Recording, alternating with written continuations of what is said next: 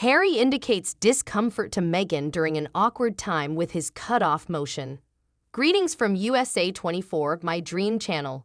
For most people, meeting the family is an intimidating affair, but Meghan Markle had to meet the Queen. In their Netflix series that was published last year, Harry and Meghan disclosed the details of how the family met, complete with bows and salutations. The couple remembered an unexpected occasion where Meghan was introduced to the late Queen Elizabeth.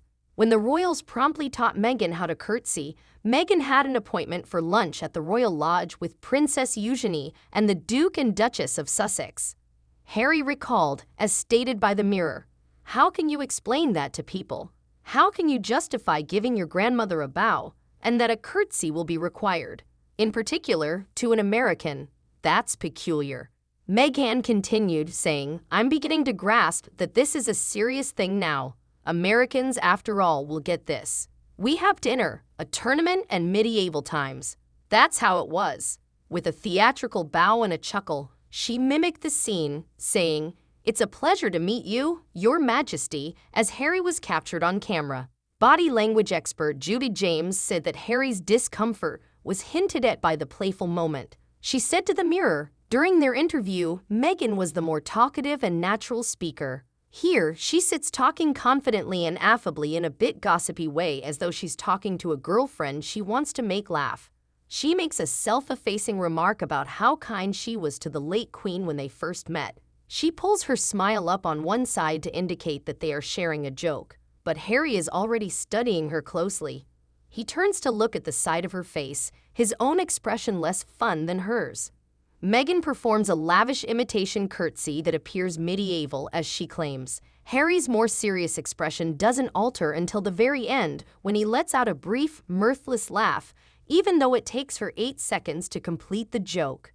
Judy went on, "As Meghan mentions Your Majesty, the direct reference to the late Queen, it does seem a small step too far for Harry, who quickly drops his head down to perform a cut-off ritual that partially hides his face, suggesting some discomfort at this point."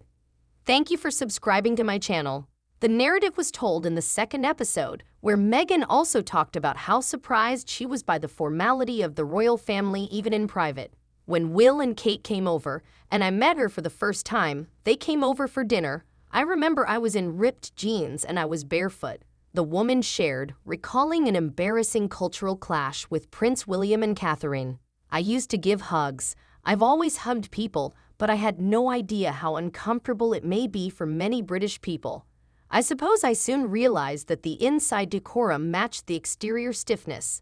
There's a forward-looking manner of being, yet that formality extends to both parties when you shut the door and say, 'You can now relax.'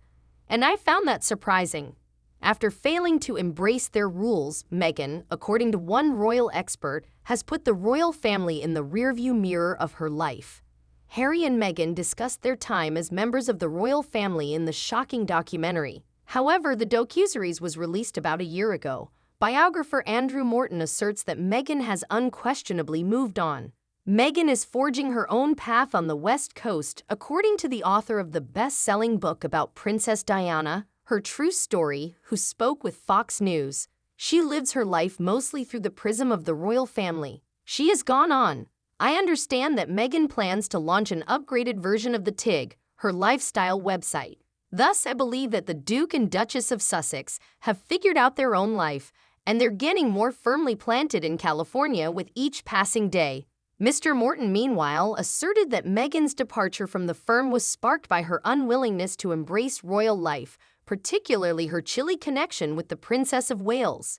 "I just feel like Meghan hasn't really embraced the rules and rituals of the royal family," he continued. "She was unaware that she was required to bow to the Queen privately. It's no secret that Meghan is establishing her own life on the West Coast and that Kate and Meghan are not exactly in love."